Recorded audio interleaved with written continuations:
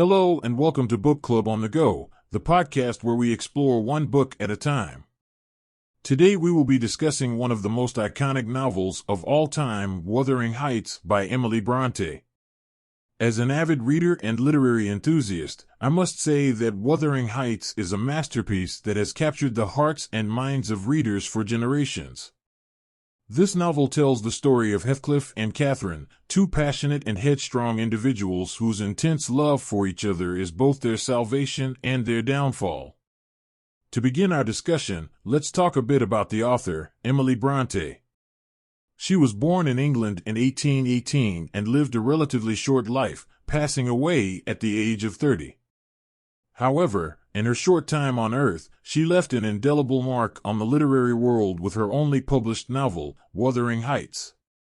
The novel was first published in 1847 under the pseudonym Ellis Bell, and at the time, it was met with mixed reviews.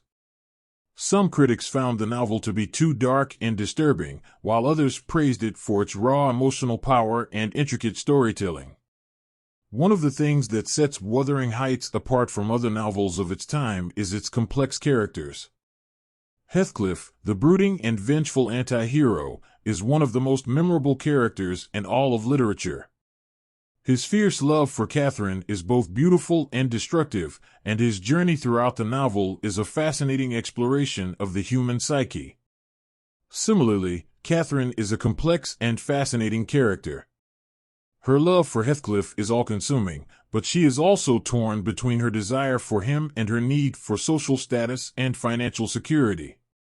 Her journey throughout the novel is one of self-discovery and, ultimately, redemption. Another thing that makes Wuthering Heights so compelling is its setting.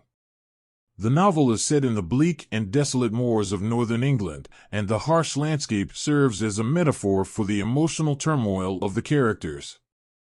The isolation and wildness of the moors mirror the untamed nature of the characters themselves. Let's delve a bit deeper into the themes and motifs of Wuthering Heights. One of the most prominent themes in the novel is love. However, the love depicted in Wuthering Heights is far from the conventional and idealized notions of love that we often see in literature. Instead, it is a love that is tumultuous, destructive, and all-consuming. Heathcliff and Catherine's love for each other is fierce and passionate, but it is also selfish and destructive.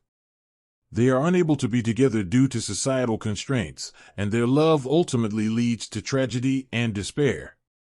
Another theme that is explored in Wuthering Heights is social class. The novel is set in a time when social class was a significant determinant of one's place in society.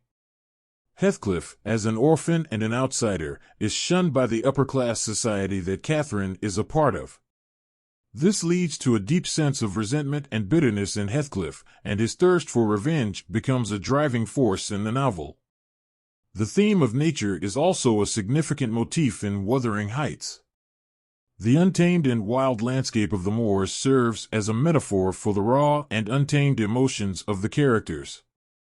The harsh and unforgiving nature of the moors is reflected in the characters' emotions, which are often intense and violent.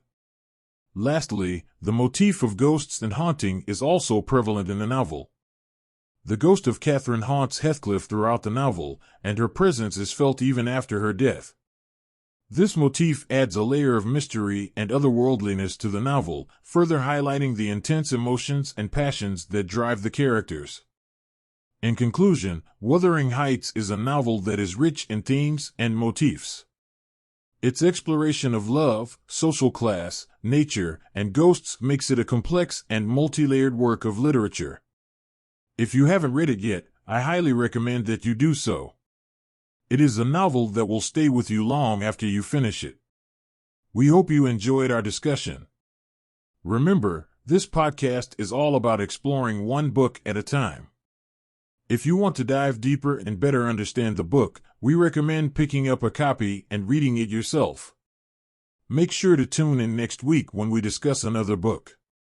Remember to subscribe and review our podcast to help us reach more book lovers like you. Thanks for listening, and we'll see you in the next episode. Until next time, stay curious.